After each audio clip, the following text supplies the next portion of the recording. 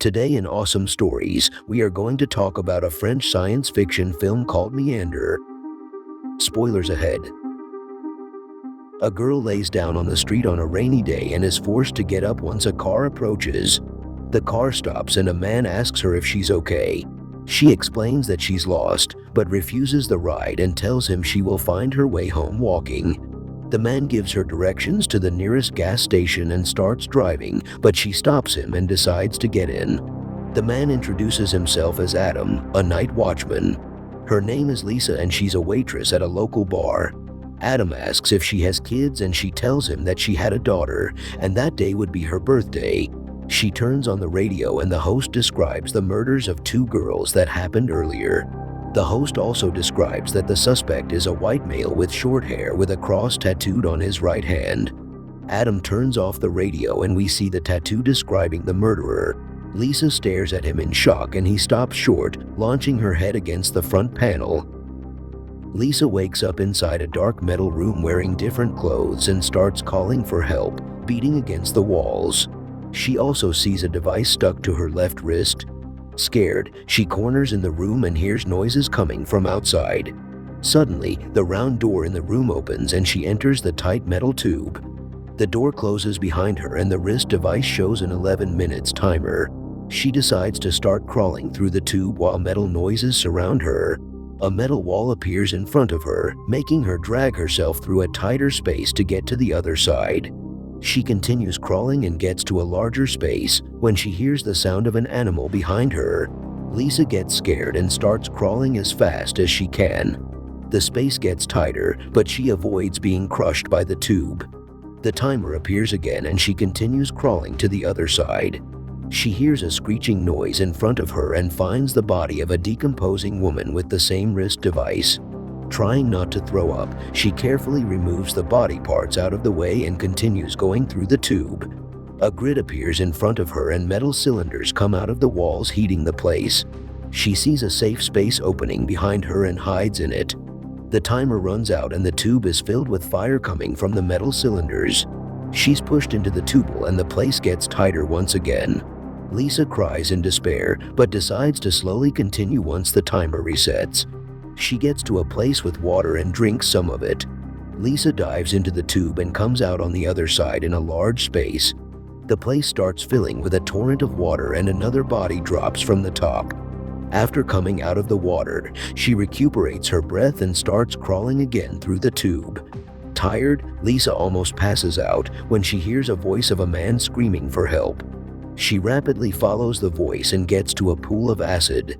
Lisa uses the corners of the tube to pass through it, but burns her knee at the end. She continues to follow the man's voice asking for help and encounters a guy on the other side of the tube. Lisa notices that the guy is losing his mind and probably is there longer than her. He tells her that they will come back and she will die. The timer starts running out and a safe space is open between them. Both grids disappear and they both start crawling, looking to hide first.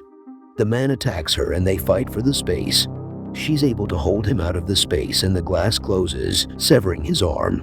Lisa sees a cross tattoo on the man's hand and recognizes Adam. She closes her eyes while Adam screams in pain, being burnt in the fire.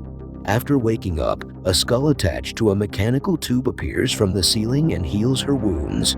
Lisa asks the skull what's happening to her and a tube comes out of its mouth and attaches itself to her suit. Lisa remembers being attacked by Adam with a knife when a light beam appeared in the sky.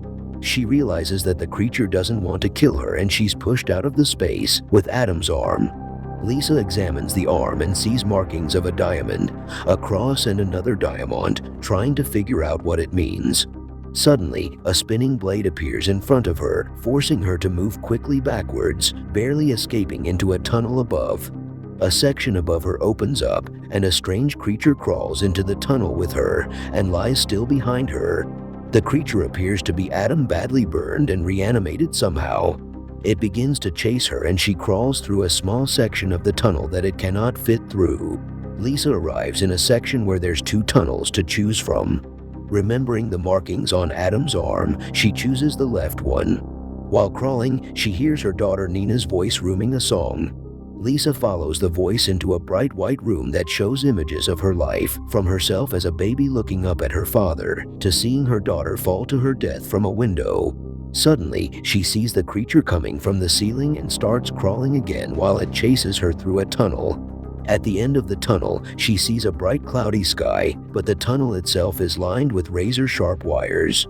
With the timer running out, she starts going through the wires, while the creature hides in the safe space.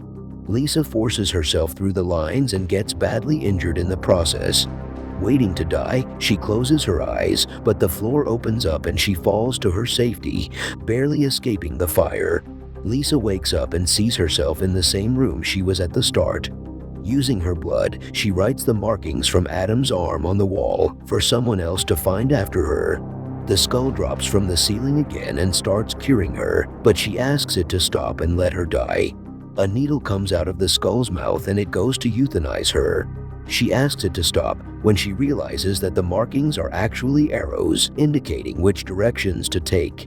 The skull finishes healing her and opens the door, giving her a chance to escape again. Using her previous knowledge, she easily passes through the obstacles and gets to the acid pit. She uses the acid to burn through the bracelet and see that her wrist also has markings indicating which directions to take. Following the directions on her wrist, she goes through sections with split tunnels, but the creature starts chasing her again. After going through a rotation tunnel, she gets to another section with 2 tunnels and uses the device from her wrist to lure the creature to the opposite side. Lisa gets to a biological door that leads her into a womb-like room. On the walls of the room, she sees alien-like creatures touching the outside. She leaves the womb by another exit and enters a similar room, where she notices her wrist device on the floor and the creature stuck in a door ahead of her. She slowly retrieves the device, but it sets off an alarm which rouses the creature, and it gives chase again. They move into a tunnel that again lines the walls with fire tubes. Lisa escapes into the safe room and the glass falls down, but this time the fire doesn't come and the glass opens again and she is pushed back out into the tunnel with the creature. She wrestles with it, placing her foot on its head as the wall presses them both into the main tunnel. Its head is crushed against the wall, killing it. Lisa uses the marking on her wrist to find her way. She eventually finds her daughter Nina playing with a ball. She realizes her daughter is not real and tells her she has to leave another way. The daughter hugs her, telling her she's proud of her, and disappears. Lisa crawls into one final tunnel with 3 blades falling at faster intervals. The first is every 4 seconds and she makes it through. The second is every 3, she gets by it. The third is every 2 seconds, which seems impossible. Just ahead she sees the exit with a bright blue sky. Determined, she forces herself to try and almost makes it, but her foot is severed in half. She crawls to the exit, weak with loss of blood, and finds it is merely a screen with a video of a sky.